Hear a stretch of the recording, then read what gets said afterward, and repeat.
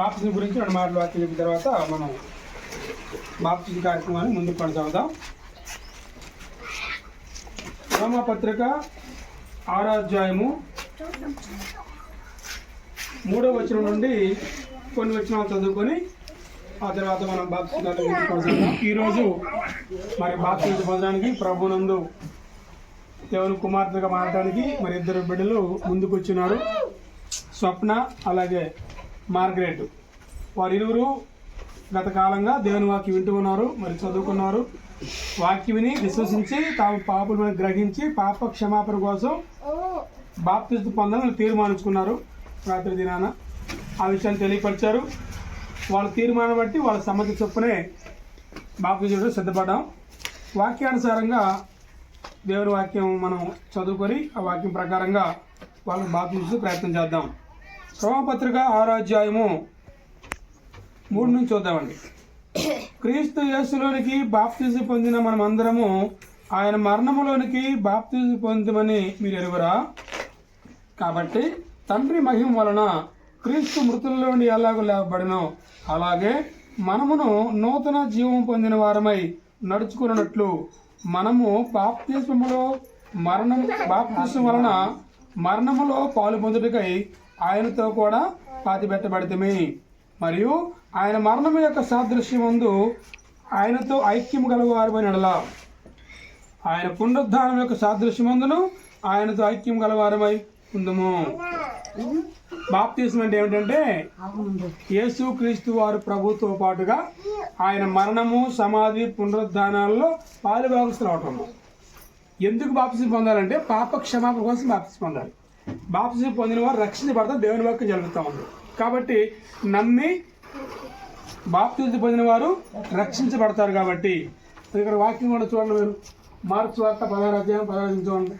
నమ్మి బాప్తిజం రక్షించబడతారు అంటే దేవుని యొక్క రాజ్యానికి చేరడానికి రక్షించబడాల్సిన అవసరం మనకు ఉంది. సంఘంలో చేర్చబడతారు. కాబట్టి మీరు 20 సమ్మతించారు బాప్తిజం పొందడానికి మనస్ఫూర్తిగా. మీకు వాక్యం అర్థమైంది కదా. కాబట్టి మీరు నేను చెప్పినట్టు 2 మాటలు చెప్పండి. ఒక్కొక్కరి ముందు మార్గరెట్ చెప్పమ్మా నువ్వు, ఆ తర్వాత స్వప్న చెప్తుంది. యేసు క్రీస్తు నా సొంత రక్షకుడని నేను అంగీకరిస్తున్నాను. నా పాపం నిమిత్తమై ఆయన చనిపోయి తిరిగి లేచాడని నేను నమ్ముతున్నాను. చాలా నువ్వు నమ్మిన నమ్మకాన్ని బట్టి నువ్వు ఒప్పుకోలు బట్టి మరి తండ్రి యొక్కయు కుమారుని యొక్క పరిశుద్ధాత్మ నామములో నీకు పాప క్షమాపణ కోసం క్రీస్తు సంఘంలోనికి నీటి బాప్తిజం ఇస్తున్నాం. ఓకే, అలాగే స్వప్న నువ్వు కూడా చెప్పమ్మా. యేసు క్రీస్తు నా సొంత రక్షకుడు, నా పాపముల కొరకు ఆయన చనిపోయి తిరిగి లేచాడని నేను నమ్ముతున్నాను. నువ్వు నమ్ముతున్నావు కదమ్మా. ఈ బాప్తిజానికి ఎవరు ప్రోద్బలం లేదు కదా. మీరు మనస్ఫూర్తిగా మీరు వాక్యం విన్నారు, మీరు చదువుకున్నారు, మీ పాపాలు గ్రహించారు. కాబట్టి మీ పాపాలు క్షమించబడాలంటే బాప్తిజం పొందాలి. ఎందుకు పొందాలంటే దేవుని వాక్యం ఉంది కాబట్టి దేవుని వాక్యానుసారంగా తీసుకోండి.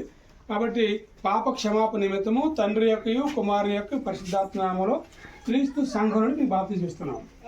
మీరు ఒప్పుకోని బట్టి మీరు నమ్మిన నమ్మకాన్ని బట్టి మీకు బాప్తిజం ఇస్తున్నాం. దేవునికి మీకు మధ్య మరి మీరు మన మార్గరెట్ స్వప్న ఇద్దరి గురించి బాప్తిజం సిద్ధపడ్డారు. ప్రార్థన.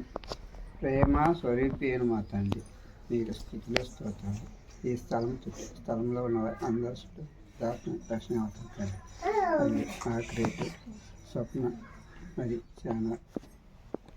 చాలా సంవత్సరాలు ఇస్తండి వాక్యాన్ని వింటున్నారు తండ్రి. విని తండ్రి వాళ్ళు గ్రహించి బాప్టిజం పొందడానికి సిద్ధంగా ఉన్నారు తండ్రి. మీరే తండ్రి వాళ్ళకి బాప్టిజం పొందించండి. బాప్టిజం పొందిన తర్వాత కూడా తండ్రి వాళ్ళు మరి మీరు తండ్రి మీ కుమారుని మీ భూమి మీద పంపించి ఉన్న సంవత్సరం అండి తండ్రి అందరూ రక్షణ కోసం తండ్రి ప్రాణాన్ని పెట్టినారు తండ్రి.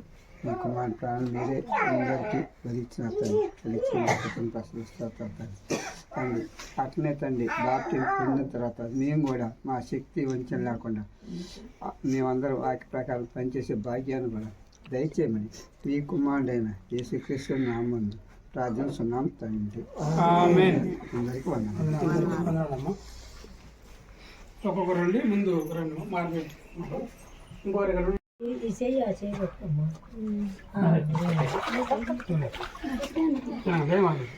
నిలబడప్పుడు